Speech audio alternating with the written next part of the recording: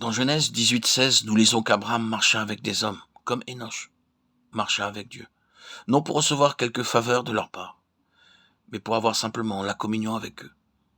Ensuite, les deux anges se rendirent à Sodome, mais l'Éternel continua de parler personnellement à Abraham. Alors l'Éternel dit, « Cacherai-je à Abraham ce que je vais faire ?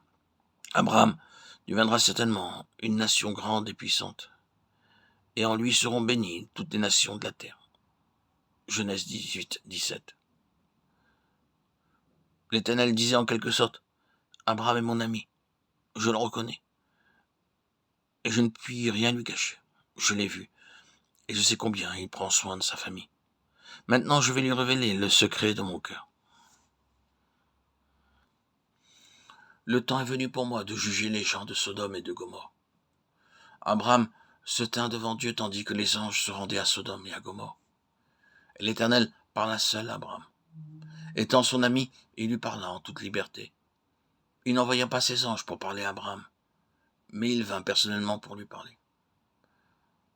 Certaines gens envoient leurs serviteurs quand ils veulent parler à telle ou telle personne et ils disent « Va chez un tel et donne-lui ce message. » Mais Dieu dit ici « Je veux parler moi-même à Abraham.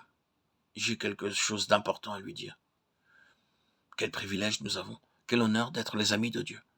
Imaginez un instant que Dieu lui-même vienne nous voir pour nous parler. Mais avant tout, nous devons être mis à l'épreuve et trouver digne de ce privilège. Dans Genèse 18:19, l'Éternel dit « Je le connais, je sais qu'il commandera à ses fils et à sa maison, après lui, de garder la voie de l'Éternel. » Dieu avait observé Abraham et sa famille constamment, et il avait vu qu'il avait fidèlement donné le message de Dieu à toute sa famille. Toute famille devrait avoir régulièrement le culte de famille. Si nous enseignons la parole de Dieu régulièrement et fidèlement à nos enfants, nous pouvons devenir nous aussi des amis de Dieu. Alors, ce qui est caché aux anges nous sera révélé. Quand Dieu annonça à Abraham le jugement proche de Sodome et Gomorrhe, ce dernier pria en leur faveur et devint hardi en tant qu'ami de Dieu. Nous aussi, nous pouvons avoir la hardiesse et la liberté d'intercéder pour d'autres et demander grâce et miséricorde pour ceux qui se trouvent dans les ténèbres. C'est ainsi que nous pouvons devenir des collaborateurs de Dieu. Dieu ne s'adressa pas personnellement à Lot, mais il lui envoya ses anges pour l'avertir, parce qu'Abraham avait intercédé pour Lot et sa famille. Le Seigneur ne désirait nullement partager son secret avec Lot, parce que celui-ci l'avait peiné en préférant séjourner près de Sodome et de Gomorrhe. Il était séduit par le pays fertile, et au bout d'un certain temps, il était même devenu ancien de Sodome. Il en résulta que ses propres gens se complurent dans les plaisirs du monde. Beaucoup de croyants perdent leur joie et leur bonheur parce qu'ils sont séduits par le monde et ses attraits. Tout comme Lot, si nous suivons les plaisirs du monde et ses honneurs, le Seigneur ne viendra pas à nous et il ne nous révélera pas ses secrets.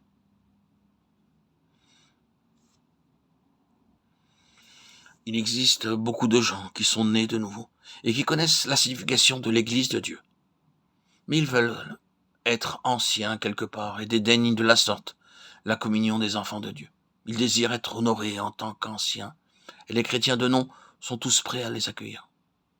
Ils seront sauvés comme au travers du feu, mais tout ce qu'ils auront fait ressemblera au bois, à la paille et au foin, et sera brûlé. Acceptons l'avertissement de peur que les choses de ce monde nous entraînent loin des desseins de Dieu.